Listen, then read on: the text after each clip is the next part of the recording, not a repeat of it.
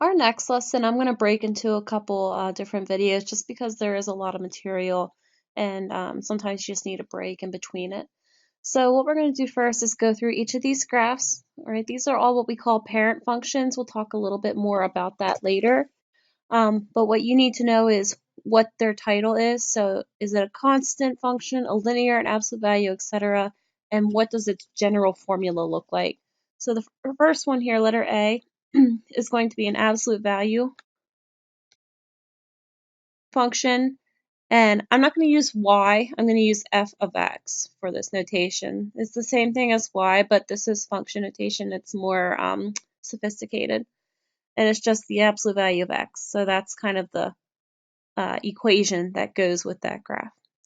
Letter B is going to be a square root function. So it's kind of like a half of a sideways u. And you just simply write f of x equals root x. So these are the equations that go with these graphs. We'll just jump to letter E here. Is a cubic. All right, so it kind of looks like a sideways backwards S almost. And its formula is f of x equals x cubed. Letter F, you should realize that's a line, so hence the name linear. And the most generalized form for linear is f of x equals x. All right, letter C is a line, but it's a special line, so it remains constant at the same number, so we call it a constant function. And we'll use this as the equation. So f of x equals some number. We'll just generalize that to k. So it could be 3, 4, 5, 6, whatever. Letter D, should be able to guess this one. So you can see it kind of starts out small, but it gets really big pretty quickly. So we call that exponential. It grows very quickly. And its formula looks something like that. And you would just have a number in B's spot. So it could be 2 to the x, 3 to the x, 4 to the x, etc. Letter G is going to be a reciprocal function, and its equation looks like that. And it's important to realize x is not allowed to be 0. So if you were making a table, you can't use 0 for x because you can't do 1 divided by 0. And then last but not least, letter H, we have what's called a parabola here. So it kind of looks like a U. That is a quadratic function. And the generalized quadratic equation is f of x equals x squared. So these you definitely want to have memorized. All right, so we have several definitions that we need to talk about. They're going to kind of relate to what we just did. So we're going to start with parent function. Technically, a parent function is the simplest form of a graph. We are going to manipulate our graphs, so it's important to know where to kind of start. So I want you to think of a parent function like it's a cake that just came out of the oven, right? It has nothing on it yet, it's just plain. We can manipulate it by adding icing and sprinkles and candles. So those would be the manipulations, but it started out as just a plain cake out of the oven. So it's kind of what a parent function is. It's the starting of the graph, and then we can do stuff to it later. We will be doing transformations, which is just simply a manipulation. So we might move the graph over, we might shrink it a little bit, we might flip it. So we're going to learn how to do that. Translation is a type of transformation. It's when you literally just shift the graph left, right, up, or down.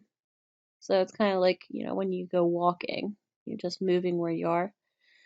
Reflection is when you're going to flip the graph across a line of symmetry. So you basically imagine mirroring the picture. Vertical stretch is when basically the graph becomes taller or steeper. So you're kind of like grabbing the top and the bottom and pulling it. And then vertical shrink obvious is opposite. So it's like you take the top and the bottom and you push it together towards the x-axis, so it won't be as steep. We're also going to use graphs to identify domain and range. So just a reminder, domain would be all your x values that are in your graph. And if you're making a table, there are X values that you're allowed to plug in. Those are all domain items. And then ranges would be your Y values that are covered by the graph, or things you can get by plugging in something for X. Those are going to be your range. All right, so there's 3 ways to show your domain and range. You can use interval notation. That's what we're going to use most often. So basically, you have to remember for interval notation, parentheses mean not included. Brackets, however, mean included. So once we do an example, I think that'll make sense. If we have a graph that's kind of broken, and again, you'll see that down in one of these examples, you're going to use a U to kind of join the 2 broken pieces together. You can use words. So for example, if your domain is every X value out there, you can write all reals. You could also say all reals so that X does not equal whatever number is breaking the rule. And inequalities, of course, you can say all Y's greater than something, X is greater than something, etc. Or X is between this and this. So we'll kind of practice using those with the examples. It's easier when you do an example of each. So down here it says identify domain and range of each graph below. And then go back to page 1 and we're also going to do domain and range of each graph. The first thing we're going to do is we're going to do interval notation for letter A. So we're going to start with domain. Okay. So if you look at the graph, once you go to the very furthest left point, so that's right here. So that X value is, it looks like -4. So this thing starts at -4. And because it's a solid dot, we're going to use a bracket. If it was open, you'd have to use a parenthesis. And then you're going to just put a comma. So you're going to tell me, okay, that graph covers all these X values up until right here, which is +4. But this time the circle's open at +4, so you're going to leave it as a parenthesis. So that's interval notation, and then we'll just write D for domain. So now we're going to do our range. So now we're going to look at the y-axis.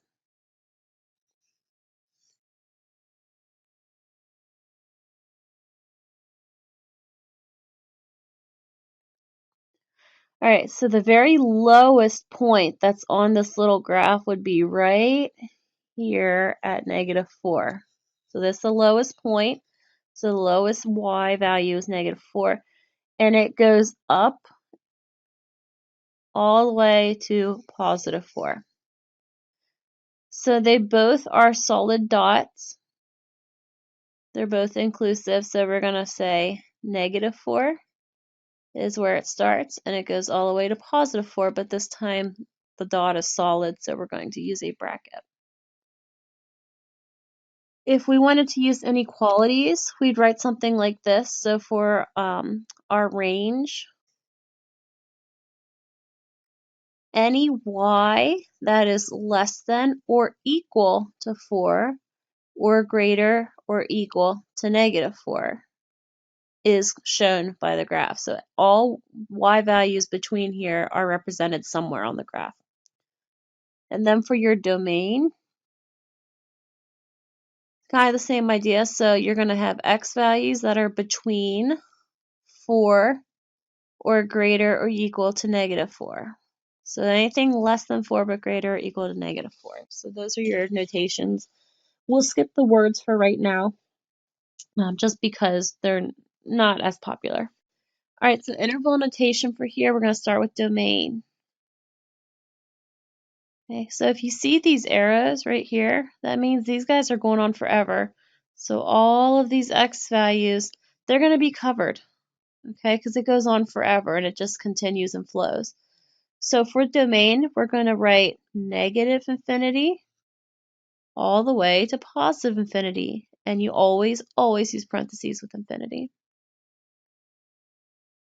For our range, however, it goes down forever, but it's cut off right here. So the highest point is at 4. And I don't see like a hole right here, so it's closed. So we're going to include that.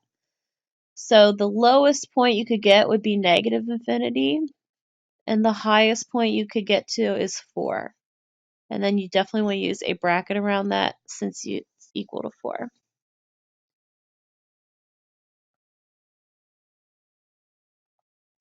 So let's say we wanted to use words. So if you have infinity, a lot of times kids use words. So for the domain right here,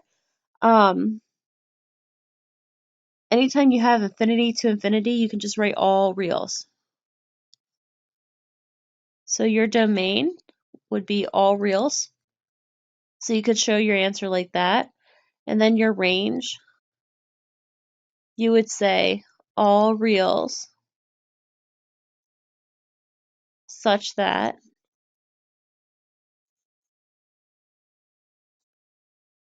all your y's are less than or equal to 4. So basically it says every number that's less than or equal to 4 is in the problem, is in the graph, so you're covered. And then last but not least, letter C, if you remember, that's the reciprocal function, all right?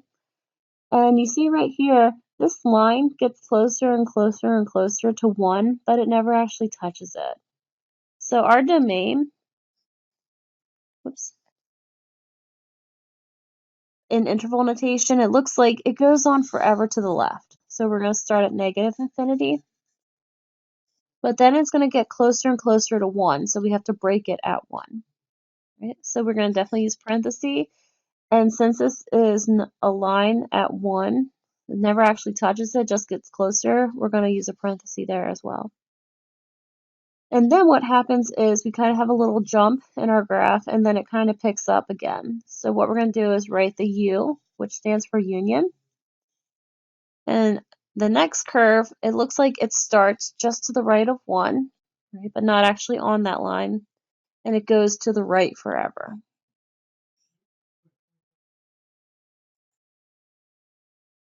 And then our range, if you look here, so the highest point on the left, it looks like it's getting closer to 0, but never actually touching it. So the highest point would be 0, but it goes down forever. So we're going to say negative infinity to 0. And then our graph breaks, and then it comes up here, and it looks like, again, the lowest point is 0, but it goes up forever. So we're going to say starts at 0, but it does go up forever. So that's our range. All right, so if we were using words for this, for domain, so kind of looking at what you have here, basically every number on the x-axis is covered except 1. So I would say all reals except or such that x doesn't equal 1. So x is not allowed to be 1 in this case. For the range, kind of the same idea. So I would say all reals such that, this time it's range, so we want to use y, you can't have 0 as an answer for the y. So it never actually gets to 0 on the y-axis. It gets close to it, and then it jumps and then continues. So that's kind of how you put that in words. So what we'll do next time is we'll go through the beginning examples right here, and we'll go through and do domain and range for all of those.